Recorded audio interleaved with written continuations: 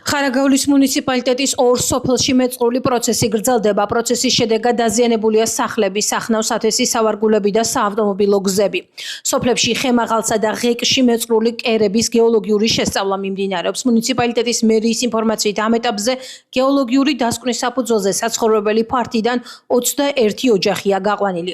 პარალელურად გრძელდება პროცესების მონიტორინგი და მისი გამოწვევი მიზეზების კვლევა, რის შედეგადაც შესაბამისი გადაწყვეტილებები იქნება მიღებული. ადგილზე იმყოფებოდნენ სახელმწიფოს წარმომადგენლები და არსებულ მდგომარეობას და ადგილობრივების საჭიროებებს გაეცნენ. მერია მოქმედებს გეოლოგების რეკომენდაციების შესაბამისად. ყოველდღიურ რეჟიმში ჩვენ მუდმივი კომუნიკაცია გვაქვს თითოეულ ოჯახთან, ვსწავლობთ მათ მდგომარეობას და ვცდილობთ მერიის შესაბამისი სამსახურების მონაწილეობით უზრუნველყოთ შესაფერისი, ალტერნატიული უსაფრთხო საცხოვრებელი მათთვის, განაცხადა ხარაგაულის მერმა კობა ლურსმანაშვილმა. სტიქიის ზონაში მეწყრული პროცესები რამდენიმე თვის წინ გააქტიურდა. ეგრეთ წოდებული ქუჩური გარჩევა არასრულწლოვნების მონაწილეობით მოზარდის მიმართ ჯგუფურად ჩადენილი არაადამიანური მოპყრობის ფაქტზე 9 პირს ბრალდება წარედგინა. უწყების ცნობით გამოძიებით დადგინდა, რომ ეგრეთ წოდებული ფაშისტური იდეოლოგიის ჯგუფის წევრებმა წარსულში არსებული სიტყვიერი შელაპარაკებების საფუძველზე არასრულწლოვანი მოტყუებით მიიყვანეს თბილისში არსებულ ერთ-ერთ მიტოვებულ შენობაში. საქმის მასალების თანახმად ბრალდებულებმა დაზარალებული სიტყვიერი შეურაცხყოფის, დანებისა და პისტოლეტების გამოყენების მუქარით აიძულეს დამდგარიყო მუხლებზე და დაჩოქილს ცივი იარაღით სხეულის სხვადასხვა არეში მიაყენეს დაზიანებები, ფიზიკური და სიტყვიერი შეურაცხყოფა. პროკურატურა წერს, რომ დაზარალებულის ღირსების შემლახველი ქმედებების ამსახველი ვიდეო ბრალდებულებმა მობილური ტელეფონით გადაიღეს და ატვირთეს სოციალურ ქსელში. აღკვეთის ღონისძიების სახით პატიმრობა 9 ბრალდებულს უკვე შეეფარდა. დანაშაული 10 წლამდე პატიმრობას ითვალისწინებს. საქართველოს პროკურატურამ არასწოვნის მიმართ დამამცირებელი და არაადამიანური მოპყრობის ფაქტზე 9 პირს ბრალდება წარუდგინა.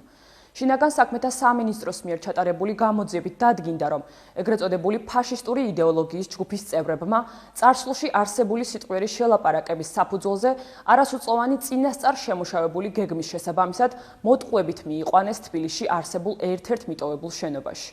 ბრალდებულებმა დაზარალებული სიტყვიერი შეურაცხყოფის, დანებისა და პისტოლეტების გამოყენების მუქარით აიძულეს დამდგარიყო მუხლებზე და დაჩოქილს ცივი იარაღით სხეულის სხვადასხვა არეში მიაყენეს დაზიანებები, ფიზიკური და სიტყვიერი შეურაცხყოფა. ასევე დაზარალებული აიძულეს პისტოლეტებისა და დანის გამოყენების მუქარით, ღირსების შემლახველი ქმედებებით, დაჩოქილ მდგომარეობაში მყოფს, მობილური ტელეფონის ვიდეოზარით ბოდიში მოეხადა დაჯგუფების ეგრეთ წოდებული ლიდერისათვის. დაზარალებულის ღირსების შემლახველი ქმედებების ამსახველი ვიდეო ბრალდებულებმა მობილური ტელეფონით გადაიღეს და ატვირთეს სოციალურ ქსელში. სამართალდამცავებმა ეგრეთ წოდებული დაჯგუფების ლიდერი და დანაშაულში მონაწილე 8 პირი დააკავეს. მათ ბრალდება ჯგუფურად წინასწარი შეცნობით არასწოვანი პირის დამცირება არაადამიანურ პატივისა და ღირსების შემლახავ მდგომარეობაში ჩაყენების ფაქტზე წარედგინათ, რაც სასჯელის სახედ და ზომად 10 წლამდე თავისუფლების აღკვეთას ითვალისწინებს. პროკურატურის შუამდგომლობის საფუძველზე თბილისის საქალაქო სასამართლომ 9 ბრალდებულს აღკვეთი ღონისძიების სახით პატიმრობა უკვე შეუფარდა. ცვლილებები ნარკოპოლიტიკაში, რომლის მიხედვითაც ოპიოდური ჩანაცვლებითი მკურნალობის განხორციელება მხოლოდ მთავრობის უფლებამოსილება გახდება, ხოლო კერძო სუბიექტებს ჩანაცვლებითი თერაპიის განხორციელება სრულად ეკრძალებათ. მეგატივი კანონში ცვლილებებზე და მის მოსალოდნელ გავლენებზე ევრაზიის მომხმარებელთა ქსელის ექსპერტთა საბჭოს წევრს, ექსპერტს ზაზა ქარჩხაძეს ესაუბრა. სპეციალისტი აღნიშნავს, რომ აკრძალვა არ არის გამოსავალი და მოქალაქეს უნდა ჰქონდეს თავისუფალი არჩევანისუფლება. ზაზა ქარჩხაძე აცხადებს, რომ არის მოლოდინი, რომ ბევრი ადამიანი კვლავ ქუჩის ნარკოტიკის მოხმარებას დაუბრუნდება, რაც დაუშვებელია. სახელმწიფო პროგრამა ხოუფასოა, არის 15,000-მდე ადამიანი. ხოლო ბუბრენოფენის პროგრამა, კერძო პროგრამა ფასიანია და 5,000-მდე ადამიანი იქ დადის. აი რატო დადის 5,000 ადამიანი და რატო იხდის თანხას? საინტერესოა, ხო, მაშინ დავსვათ ხო ამნაირი კითხვა, იმიტომ რომ იქ ურჩევნიათ, ასე ვთქვათ, ადამიანის არჩევანია, სად მიიღოს მკურნალობა, ხო? ალბათ უფრო დასრულად გზნობს თავს იგივე კონფიდენციალობის კუთხით, იგივე უკეთეს სერვისს ღებულობს, უკეთეს მომსახურებას ღებულობს. აქ მის საშუალება, რომ იქ ვთქვათ, გაესაუბროს ექიმსაც, ნორმალურად თავის გაჭირება ფსიქოლოგსაც და მეტი უფრო მომხიბლელი და მიმზიდველი დიზაინი აქვს და ურჩევნია ამ ადამიანს თანხა გადაიხადოს. და იქ მივიდეს, კერძო პროგრამაში მივიდეს და არ უნდა მოუსვა ადამიანს, იცი ამის შესაძლებლობა. კი ბატონო, სახელმწიფომ გააფართოვოს ეს უფრენის უფასო პროგრამა, დარწმუნებული ვარ, ძალიან ბევრი ადამიანი შევა უფასო პროგრამაში, მაგრამ ესეც უნდა იყოს, აუცილებლად უნდა იყოს, იმიტომ რომ შენ აჯობე სერვისით და კი ბატონო, პაციენტი შენთან მოიყვანო, ხო და არა იმითი, რომ ასე ხელაღებით აკრძალო და ჯერ უბრალოდ იმასაც უნდა რომ ამდენი ადამიანი, ამდენი ექიმი დარჩება, ასე ამდენი პერსონალი დარჩება, ასე ხელაღებით უმუშევარი. თვითონ ეს პაციენტებიც ძალიან დიდი დისკომფორტი შეექმნებათ, იმიტომ რომ ბევრს მართლა არ უნდა სახელმწიფო პროგრამაში გადმოსვლა. ძირითადად იმნაირი ადამიანები დადიან კერძო პროგრამაში, ვიც ასე ვთქვათ, უფრო მეტად დასაქმებულები არიან. და რაღაცა და აი ყველას ეშინია სამსახურის პრობლემა არ შეექმნეს, ეშინია კომპეტენციალობის პრობლემა და ამიტომ არიდებენ თავს სახელმწიფო პროგრამაში გადმოსვლას. და არის იმის მოლოდინი, რომ ბევრი ადამიანი დაუბრუნდება ისე ქუჩის ნარკოტიკების მოხმარებას. და ეს არ უნდა მოხდეს, ადამიანს უნდა ქონდეს იმის კიდევ ერთხელ ვიმეორებ, არჩევანის საშუალება, სად მიიღოს მედიკამენტი. კერძო პროგრამაში თუ და პაციენტში თუ უფასო პროგრამაში. სპეციალისტი ჩანაცვლებითი თერაპიის მნიშვნელობაზე ამახვილებს ყურადღებას და აცხადებს, რომ კერძო და სახელმწიფო პროგრამები ბოლო წლებში ერთნაირად რეგულირდებოდა და არ ეთანხმება პრემიერის განცხადებას, რომ კერძო კლინიკები პრეპარატის რეალიზაციაზე იყვნენ ორიენტირებული და არა ადამიანის განკურნებაზე. ბოლო პერიოდში აბსოლუტურად ერთი და იგივე რეგულაციების ქვეშ იყო მოქცეული კერძო პროგრამა და სახელმწიფო პროგრამა. ბოლო მინისტრის ბრძანებებით აბსოლუტურად ერთნაირი რეგულაციით რეგულირდებოდა პურნალობა სახელმწიფო პროგრამაში და კერძო პროგრამაში არანაირი განსხვავება არ იყო და აი რატო თქვათ უნდა ჩათვალო რომ ისინი ხელს უწყობენ და ლეგალურად წამლის გაყიდვა არის თუ დარიგება არ ვიცი რა მე მაგალითად არ ვეთანხმები მაგ ფორმულირებას რომ ის შეიძლება ითქვა რომ აი სერვისი ძვირია ადამიანს, მაგრამ თუ ძვირია ეს მისი საქმეა, თუ ძვირია აწყობს იმ ადამიანს რომ გადაეხადოს ეს თანხა თავის კომფორტში, ხო? და მიეცი მაგის საშუალება და შენ გააკეთე იაფი სერვისი. ან თუნდაც უფასო სერვისი, ხო? ჩანაცვლებითი თერაპია თავის არსით არის პროგრამა, რომელიც ითვალისწინებს ქუჩის ნარკოტიკების ჩანაცვლებას იმნაირი პრეპარატით, რომელიც ადამიანს მოუხსნის ეგრეთ წოდებულ აბსტინენციას, ლომკას რასაც უძახიან და ადამიანი იქნება ადეკვატური, ადამიანი იქნება ჯანმრთელი ადამიანი, შეიძლება დაკავდეს პირადი ცხოვრებით, სამსახურით და უბრალოდ ეს არის, რომ ანაცვლებენ ქუჩის ნარკოტიკს ექიმის მიერ დანიშნული პრეპარატი. ამ პროგრამის არსი, ჩანაცვლებითი თერაპიის პროგრამის არსი არ არის მკურნალობა რეაბილიტაცია. ეს სალჯა პროგრამები არის და ეს უნდა იყოს განვითარებული და სამწუხაროდ არ არის განვითარებული ჩვენ ქვეყანაში და ამაზე უნდა იზრდოს. ჩანაცვლებით თერაპიის თავისი არსი აქვს. ჩანაცვლებით თერაპია შეიძლება განვიხილოთ როგორც აი ერთ-ერთი პირველი ნაბიჯი ადამიანის საბოლოოდ განკურნებისაკენ. რომ ჩართავ ჩანაცვლებით თერაპიაში და შემდეგ უკვე ფსიქოლოგი ესენი მუშაობენ რომ ამ ადამიანს საბოლოოდ აანებებიონ თავის და გადაიყვანონ სამკურნალო სარეაბილიტაციო გაიაროს რეაბილიტაცია. არის მნარი კატეგორიის ადამიანები, რომლებიც ქრონიკული დაავადებულები არიან და სხვანაირად იმად ორგანიზმი აღარ შეუძლია, ხო? ამნაირ ადამიანებს უნდა კონდეს საშუალება, რომ იყვნენ რამდენი ხანი, დიდი ხანი იქნება, ცოტა ხანი იქნება, იყვნენ ჩართული ამ ჩანაცვლებით თერაპიის პროგრამაში და ამიტომ რა ხდება, ესე იგი, პირველი ის ადამიანი ანებებს თავს უკანონო ნარკოტიკების ბრუნვას და ცილდება ქუჩის ნარკობიზნესს, ცილდება ნარკოდანაშაული, ცილდება დანაშაული. მეორე ანებებს თავს ინტრავენურად მოხმარებას, ანუ შპრიცით მოხმარებას და მცირდება ვირუსების გავრცელება, ინფექციების გავრცელება. ეს დიდი ნაბიჯია და ამას ემსახურება თავისი არსით ჩანაცვლებითი თერაპია. ანუ მოვაცილოთ ქუჩის ნარკოტიკის ადამიანი და გვყავდეს ექიმის, ფსიქოლოგის, ზედამხედველობის ქვეშ და შემდეგ უკვე ვიმუშაოთ ამ ადამიანებთან.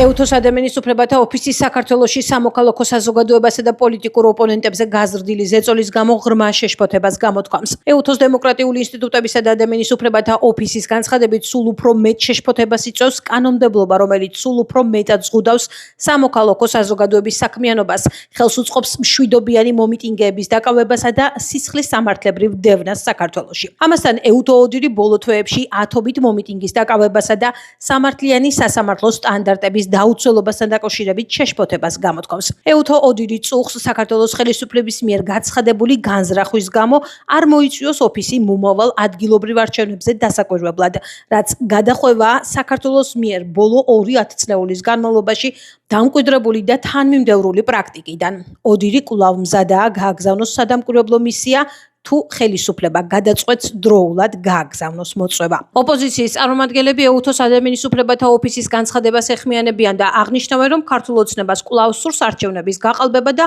ამ გზით ძალაუფლების შენარჩუნება. ხელისუფლების ოპონენტები ასევე აცხადებენ, რომ თვითმმართველობის არჩევნებიც 2024 წლის საპარლამენტო არჩევნების მსგავსად რუსული სპეცოპერაცია იქნება.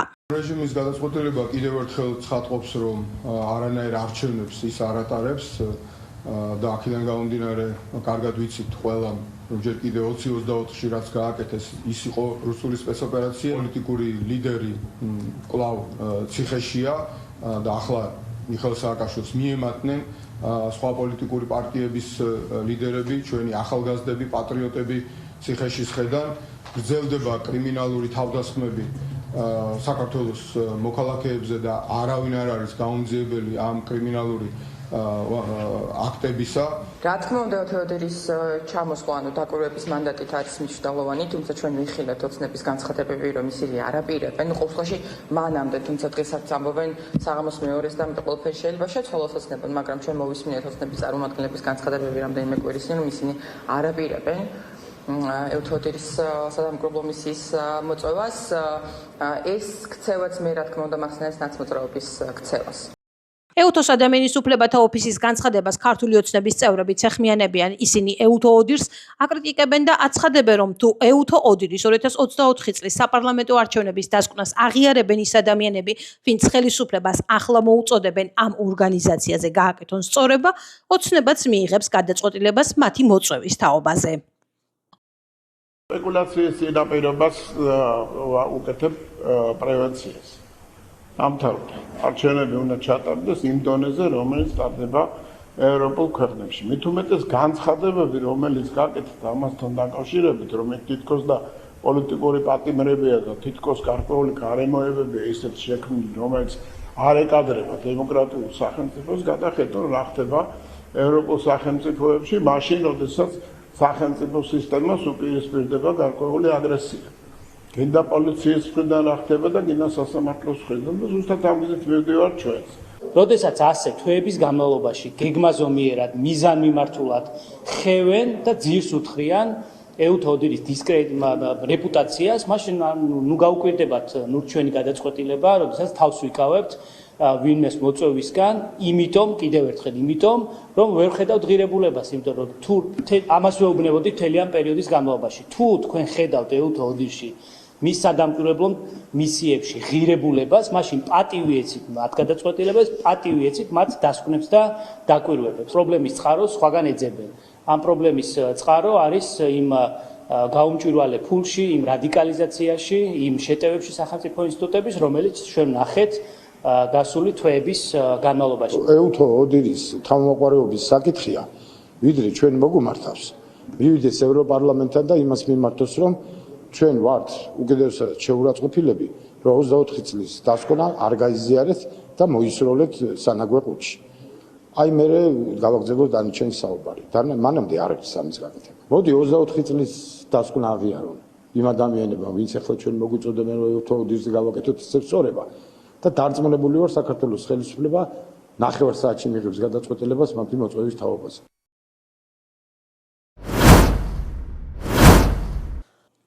იმერეთის სატყეო სამსახურის თანამშრომლებმა ხონის მუნიციპალიტეტში ხე-ტყის უკანონოდ მოპოვების 2 ფაქტი გამოავლინეს. სოფელ კინჩხაში სახელმწიფო ტყეში აღმოჩენილია ჯამში 16 კუბურ მეტრამდე სამასალე მერქანი, მათ შორისაა წაბლი, რომელიც წითელ ნუსხაშია შეყვანილი. უწყებაში განმარტავენ, რომ საქმე შეიცავს სისხლის სამართლის დანაშაულის ნიშნებს, ამიტომ შემდგომი რეაგირებისათვის გადაეცა საგამოძიებო უწყებას.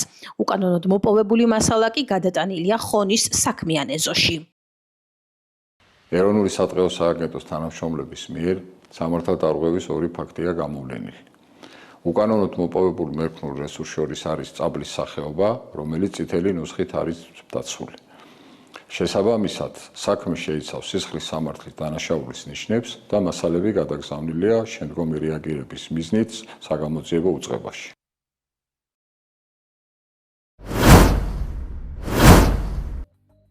განსაკუთრებით დიდი ოდენობით ნარკოტიკული საშუალების ჯგუფურად უკანონო შეძენა შენახვისა და გასაღების მცდელობის ფაქტზე უკრაინის 2 მოქალაქე დააკავეს. სამართალდამცველებმა ნივთმტკიცება დამოიღეს ბრალდებულების მიერ 12 ლოკაციაზე სარეალიზაციოდ განთავსებული ნარკოტიკული საშუალებები. კიდევ 1 ლოკაციიდან ასევე ამოღებულია პოლიეთილენის პარკში მოთავსებული სარეალიზაციოდ გამზადებული 20 შეკვრა ნარკოტიკული საშუალება. ბრალდებულის პირადი ჩხრეკის შედეგად ასევე ამოღებულია ელექტროსასწორი. დანაშაული 20 წლამდე ან უვადო თავისუფლების აღკვეთას ითვალისწინებს.